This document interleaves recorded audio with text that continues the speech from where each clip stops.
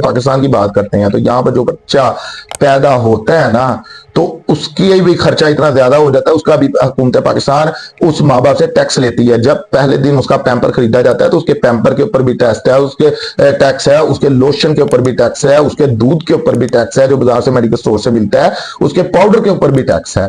तो आप एक बच्चा जो अभी अपने घर वाला को कमा कर दे भी नहीं रहा, तो उसका भी उसके घर वाले टैक्स दे रहे हैं हुकूमत पाकिस्तान को, तो फिर बढ़ती आबादी का किस तरह से कहा जा सकता है।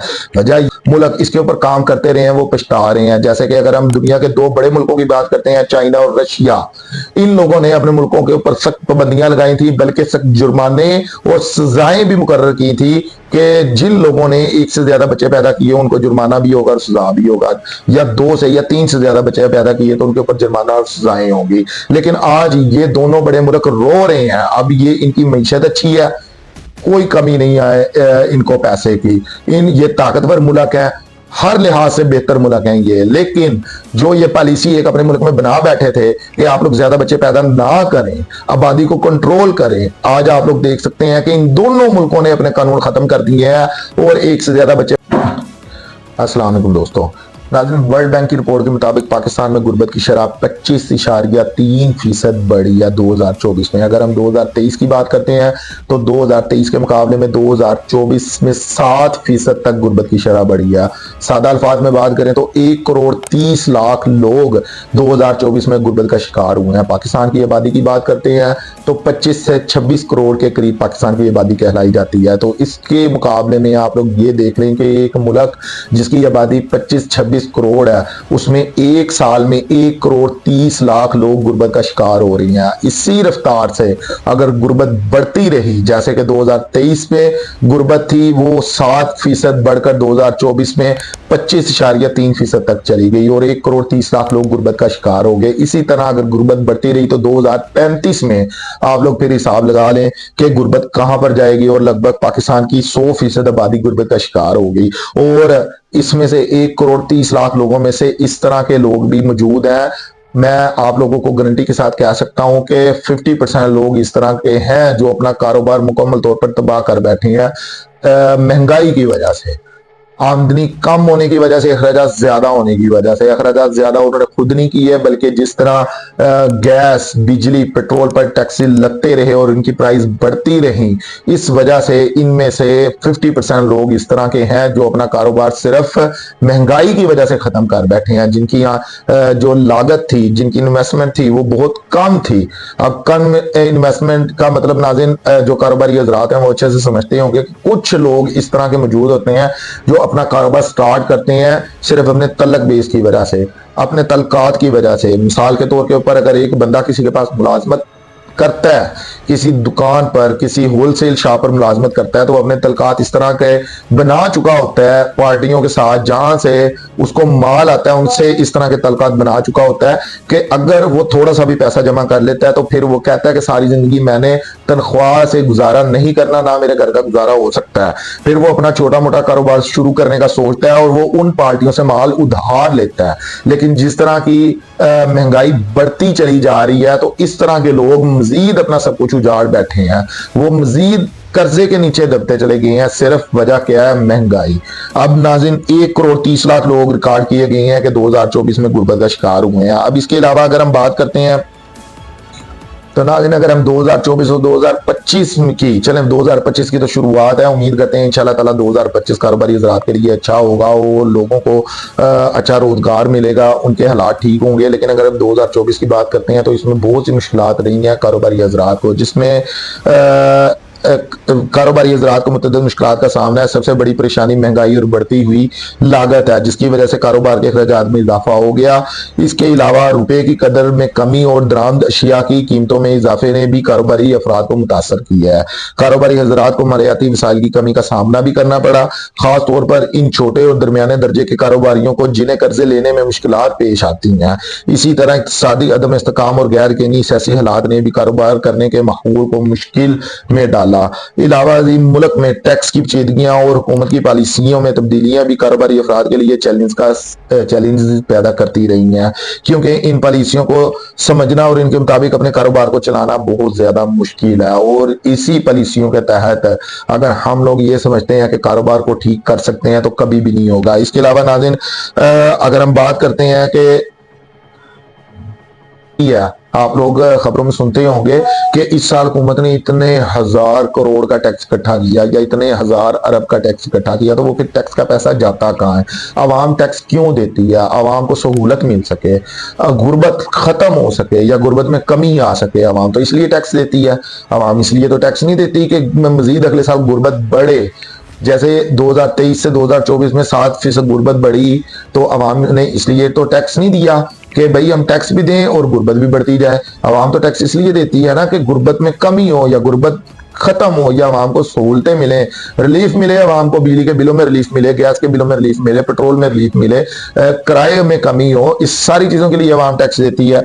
तो फिर नाज़रीन, जो हुकूमत है वो टैक्स क्यों लेती है जब ये सब कुछ कम नहीं कर सकती? तो पाकिस्तान में आवाम से मुख्तलिफ तरह के टैक्सेस चार्ज किए जाते हैं जो हुकूमत के लिए आमदनी का एक जरिया है। इसमें बराह रास्त टैक्स जैसे इनकम टैक्स, सेल टैक्स और प्रॉपर्टी टैक्स शामिल है, जबकि जो दूसरे टैक्स हैं, पेट्रोल टैक्स, गैस टैक्स और बिजली के बिलों पर लगने वाले टैक्स भी आवाम पर बोझ है। तो पाकिस्तान में टैक्स निज़ाम में बहुत सारी पेचीदगियां और इसमें शफाफियत की कमी भी महसूस की जाती है। इसके नतीजे में कुछ लोग इस बात पर सवाल उठाते हैं कि आया आवाम से ये टैक्स मुनासिब तरीके से वसूल किए जा रहे हैं या नहीं। इसके अलावा नाज़रीन, आवाम ये भी पूछती है कि फलाह बहबूद में सही तौर पर खर्च ये रकम हो रही है या नहीं हो रही। वैसे अगर ये सही तरीके से खर्च हो रही हो तो फिर जाहिर सी बात है गुर्बत में कमी आए, आवाम को रिलीफ मिले, आवाम को कारोबार मिले, आवाम को नौकरियां मिले, पाकिस्तान में इंडस्ट्रियां आए, ना कि जो आई हुई हैं वो भी जाने का सोचें। तो साफ जाहिर है ये टैक्सेस है, जो टैक्स का पैसा है ये ठीक तरीके से इस्तेमाल नहीं किया जा रहा।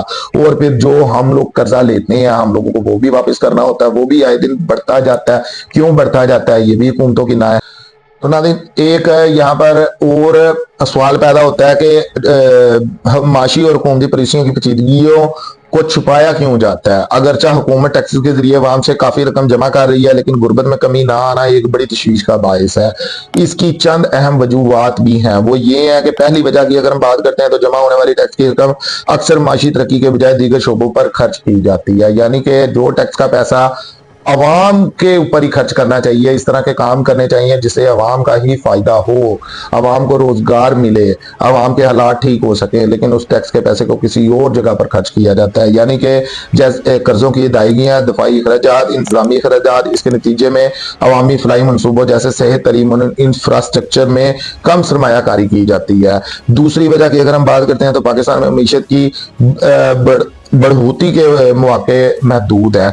कारोबारी माहौल की मुश्किलात जैसे महंगाई, रुपए की गिरावट और कमजोर तजारती मौके सरमायाकार को रोक देती है, जिसके नतीजे में रोजगार के मौके कम होते हैं और लोगों की आमदनी में इजाफा नहीं हो पाता। यानी कि आपको रोजगार के मौके हैं वो कम मिल रहे हैं और जो आपके पास पहले आमदनी हो रही है वो भी इतनी ज्यादा आमदनी नहीं है आपकी कि आपके अखराजात पूरे हो सकें। और तीसरी वजह नाज़रीन ये है कि गुर्बत में कमी के लिए हुकूमत को तवील मुद्दती पॉलिसियों की जरूरत होती है जो माशी इस्तेकाम, तलीम, सेहत और रोजगार के मौके पैदा करने पर जोर दें, और इनमें फौरी नताइज देखना मुश्किल होता है। आखिर में करप्शन और हुकूमती पॉलिसियों में तजाद भी इस मसले को मजीद बढ़ाता है, क्योंकि वसाइल का मुनासिब इस्तेमाल नहीं हो पाता। ये सब अवामिल मिलकर इस बात का बायस बनते हैं कि टैक्स के बावजूद गुर्बत में कमी क्यों नहीं आ रही। अब देखें ना, आप लोग किसी भी शहर से हैं तो आप लोगों को सबसे ज्यादा देखने के लिए मिलती होगी एक चीज, वो ये है कि जब आप गवर्नमेंट हॉस्पिटल, सिविल हॉस्पिटल जाते होंगे अपने मरीज को लेकर तो आपको पहले नंबर पर वहां पे मेडिसिन ही नहीं मिलती होंगी।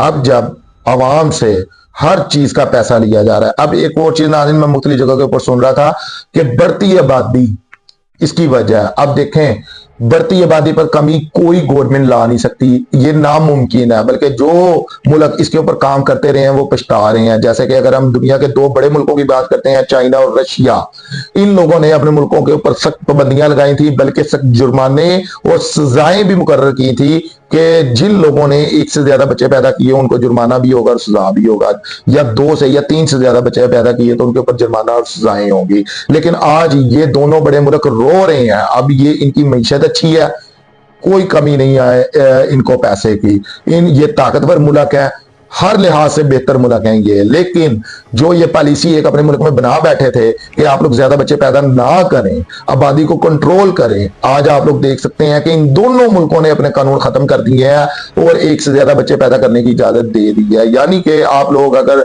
सादा अल्फाज में समझना चाहें तो वो ये चीज है कि किसी सूरत, चाहे आपको बड़े से बड़ा प्रोफेसर टीच कर रहा है या आप लोगों को जितने भी लेक्चर इस बारे में दिए जा रहे हैं, ये कभी भी कम नहीं हो सकती आबादी, और ना ही मेरे हिसाब से इसके ऊपर कमी लानी चाहिए, क्योंकि ये कुदरती अमल है जिसको अल्लाह ताला ने जितनी औलाद देनी है वो देनी है। बहुत से लोग इस तरह के भी हैं जिनके नहीं है, तो फिर उनको तो आप लोगों को ज्यादा पैसा देना चाहिए, ज्यादा सहूलतें देनी चाहिए। आप लोग देखें कि किस किस के औलाद नहीं है उनको ज्यादा सहूलतें दें, उनको बल्कि हर किस्म की सहूलत दें, क्योंकि उन्होंने तो फिर आपके प्रोजेक्ट के ऊपर अमल किया या अल्लाह ने अमल करवा दिया। तो लेकिन नाज़रीन, यहाँ पर अगर हम बात करते हैं तो फिर इसके ऊपर किसी सूरत काबू नहीं पाया जा सकता। और जैसे मैंने आप लोगों को पहले बताया कि जिन मुल्कों ने काबू पाने की कोशिश की और काबू पाया भी, वो आज पछता रही हैं। तो अगर हम इसके ऊपर बात भी कर लेते हैं कि जो बढ़ती आबादी है वो इसकी एक वजह हो सकती है, लेकिन अगर हम अपने पाकिस्तान की बात करते हैं तो यहाँ पर जो बच्चा पैदा होता है ना, तो उसकी भी खर्चा इतना ज्यादा हो जाता है, उसका भी हुकूमत पाकिस्तान उस माँ बाप से टैक्स लेती है। जब पहले दिन उसका पैम्पर खरीदा जाता है तो उसके पैम्पर के ऊपर भी टैक्स है, उसके टैक्स है, उसके लोशन के ऊपर भी टैक्स है, उसके दूध के ऊपर भी टैक्स है जो बाजार से मेडिकल स्टोर से मिलता है, उसके पाउडर के ऊपर भी टैक्स है। तो आप एक बच्चा जो अभी अपने घर वालों को कमा कर दे भी नहीं रहा, तो उसका भी उसके घर वाले टैक्स दे रहे हैं हुकूमत पाकिस्तान को, तो फिर बढ़ती आबादी का किस तरह से कहा जा सकता है? वजह यही है करप्शन, और जो टैक्स जमा किया जाता है उसको ठीक तरीके से ना लगाना। जिस टैक्स के पैसों को तालीम पर लगाना चाहिए था, जिस टैक्स के पैसे को हेल्थ पर लगाना चाहिए था, जिस टैक्स के पैसे से हुकूमत पाकिस्तान को इस तरह करना चाहिए था कि जो डिग्रियां लेकर आज लोग फिर रहे हैं उनको जॉब मिल सकती, लेकिन उससे हट के वो टैक्स का पैसा लगता है। तो ये सब चीजों के ऊपर काबू पा लिया जाए तो फिर इंशाल्लाह ताला जो गुर्बत है वो खुद ब खुद खत्म हो जाएगी। तो इसके अलावा नाज़रीन, डॉलर के मुकाबले में रुपए की कदर कम क्यों, डॉलर के मुकाबले में रुपए की कदर कम क्यों होती है? ये एक बड़ा सवाल है और शायद इसका बहुत से पाकिस्तानियों को पता भी नहीं है। तो नाज़रीन, डॉलर के मुकाबले में रुपए की कदर में कमी की कई अहम वजूहात हैं और ये एक पेचीदा इक़्तिसादी मामला है। सबसे बड़ी वजह पाकिस्तान की तजारती खसारा है। पाकिस्तान ज्यादा दरामद करता है और इसके मुकाबले में बरामद कम करता है, जिससे डॉलर की तलब बढ़ती है जबकि रुपए की फराहमी कम होती है। इस फर्क के बायस रुपए की कदर नीचे आती है और ये एक पाकिस्तान में रोना रहा ही है कि डॉलर का रेट बढ़ गया, रुपए की कदर कम होगी। दूसरी वजह नाज़रीन, पाकिस्तान की कमजोर मीशत और बढ़ते हुए कर्जे। पाकिस्तान पर बैरूनी कर्जों का बोझ बढ़ रहा है और इन कर्जों को वापस करने के लिए डॉलर की जरूरत होती है, जिससे रुपए